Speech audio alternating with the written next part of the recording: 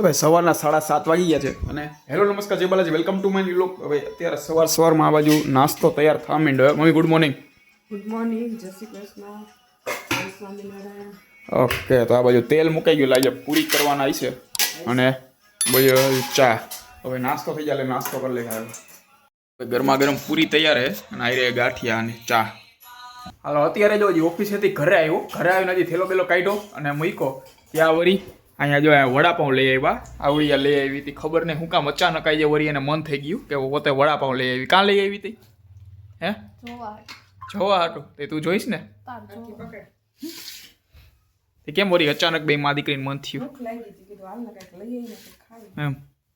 તો હાલો ભાઈ અત્યારે જો વડાપાઉંનો નાસ્તો કરી લઈ. તો એને ખાવાના છે કે નથી ખાવાના? ઓલી ખાવાના છે ને એક હાલો આમાં મરચા હે ને, આ મરચા મજા આવે ખાવાની. આમ ઘરે તો આવા થાય જ નહીં કોઈ દી, ગમે એટલી આમ ટ્રાય કરે ને આવા ન થાય. એમ ટૂંકમાં થઈ જાય, આવા ન થાય એમ. હે કરતા હોય તો આવી રીતના ઘરે ખાલી મરચા કરો તો હાલે એમ. એ કંદોઈનું કામ નથી, કંદોઈનું કામ મીઠાઈ બનાવવાનું હોય. હાલો ભાઈ અત્યારે વડાપાવ ખાઈ લઈ. ચાલો તમે ખાઈ લઈ. ઓલીને તો કઈ ખાવું ન ખાવું એને જોવા હાટું કહેતી હતી. ખાવાના હા તારે? હે ઓય તારે ખાવાના હે કે નથી ખાવા? નથી ખાવાનું?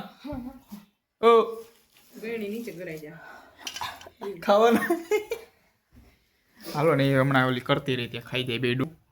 તાર મરચા ખાવા એને નથી ખાવું કઈ. હાલો અત્યારે જો વડાપાવ ખાઈને ઊભા તો રહ્યો.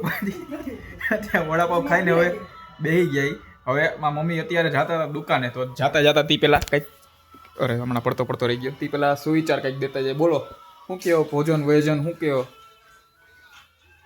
બોલો. ભોજનની કિંમત હા ભૂખના સમયે થાય છે. મતલબ અને સાંભળ તો ખરા. હા પણ બોલો. હજી બોલું છું. ભૂખની કિંમત ભોજનના સમયે થાય છે. ભોજનની કિંમત ભૂખના સમયે થાય કે ભૂખની કિંમત? નથી હું બોલે હે. હું ભોજનની કિંમત ભૂખના સમયે ખાય કે ભૂખની કિંમત ભોજનના સમયે થાય? હું ભૂલાઈ ગયું, યાદ કર્યું. ભોજનની કિંમત ભૂખના સમયે થાય છે અને ભગવાનની કિંમત દુઃખના સમયે થાય છે. હા મતલબ બોલો. મેં તને કીધું તું હા પણ તે મતલબ તો ખબર હોય. ભગવાનને યાદ કરે છે. હા અને ભૂખ લાગે, ભોજન આવે ત્યારે ભૂખ આવે. ભોજન આવે ત્યારે ભૂખ લાગે. મેં તો કહી હાલો ભાઈ એવું એવું કઈ કરતા. એવું માર શું એવું? શું ન મૂકું? શું તું આવી રીતે મને કહે છે. લે એવું નથી મૂકું મારે, નકર હું બ્લોગ બંધ જ કરી દઈશ. એમ આવશે ઈ તો, આ તો આવશે જ. તો કઈ આ બાજુ જો અહીંયા અહીંયા હે ને લાઈન થઈ ગઈ છે બધી ચોલીની ને બધી અલગ અલગ. હવે કોઈને લેવી હોય તો કોન્ટેક કરજો. અને હજી અમુક સંક્રાંત પછીના દિવસે આવવાની છે.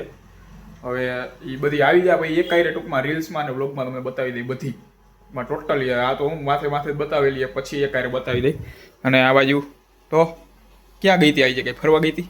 હે રજા હે તો ગઈ નહીં કી કા? તો શું કરતી હતી આખો દી? એમ માણાને રજા હોય તો ભાઈ જવાય ક્યાં કામ. મારે કોઈ દી રજા હોય નહીં, બાકી ભાગી ક્યાં કામ. હાલો તો ભાઈ ફાઇનલી હવે જો ખજૂર પાક પૂરો થવા આવ્યો છે. આ સિઝનનો ખજૂર પાક દી બન્યો હતો. 2 કટકા વધ્યા. હવે એક અત્યારે હું લઈ લઉં છું અને બીજો જો કે હું જ ખાઈશ, કારણ કે આમે પહેલી વાર જો ઓલીએ તો કાંઈ ખાધા જ નથી. એક કટકો આમ લીધો નથી. હવે ખબર નહીં હું કામ. એટલે મને એમ કહેતી હતી કે ઠળિયા એમ એને કહેતા નહીં ખાઓ, ખારી થઈ ગઈ. ખાવો હે હાલે એક બેનો. હા કાલે એ નહીં ખાઈ, મારે જ પતાવો જોઈએ. હાલો જો રાતનું જમવા રેડી. જમવામાં જો અત્યારે દહીં અને ભાખરી છે અને આ બાજુ એને પોતાના હાટું વઘારેલું દહીં કર્યું. અને હે વન નો ભાવે એટલે જ કહું ને પોતાના હાટું એમ. હાલો ભાઈ ઓકે ભાઈ. હા તો એના હાટું જો વઘારેલું દહીં બસ, બીજું કાંઈ. હાલો તો ભાઈ જમી લે. અત્યારે રાતના 11 વાગી ગયા છે. આ બાજુ જમીને નવરા થઈ ગયા હતા. તો મારા કાકા ને મામા ને બધા અત્યારે આવ્યા હતા. બધા હું ટૂંકમાં લગ્ન ગાળો બધું આવતું છે ને, તો બધા ચણિયા ચોળી જોવા આવ્યા હતા, બધા બતાવ્યા હતા. હું હમણાં થોડાક દીથી આ ટૂંકમાં ચોલીની ને એની ખરીદીમાં ને એમાં થોડોક વ્લોગ નાનો થાય છે. પછી થોડાક દીમાં પાછો થઈ જાય બરોબર હરખું ને બધું ટૂંકમાં અલગ અલગ ટૂંકમાં થોડાક દીથી હું રેગ્યુલર રિપીટેડ હોય ને એવું લાગે. પછી આ ચોલીનું ને એમાં પડ્યા હોય ને એટલે એના હિસાબે થોડોક અમુક ટાઈમ થાય એટલે પછી હરખું પાછું થઈ જાય. તો ભાઈ આ સાથે આટલો પૂરો કરી છે. લાઈક કરી નાખજો અને ચેનલ સબસ્ક્રાઈબ કરતા જજો.